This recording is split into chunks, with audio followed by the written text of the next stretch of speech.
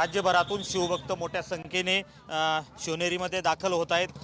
रात्रीपासून शिवभक्त ही ज्योत घेऊन किल्ले शिवनेरीवरती घेऊन येत आहेत। जसं छत्रपती शिवाजी महाराजांनी जसं महाराष्ट्रभर काम केलं, महाराष्ट्राच्या बाहेर काम केलेले, इतर ठिकाणी काम केलेले, सर्व समाजाला एकत्र घेऊन काम केलेले, त्या पद्धतीनेच हा जन्म उत्सव साजरी होतोय।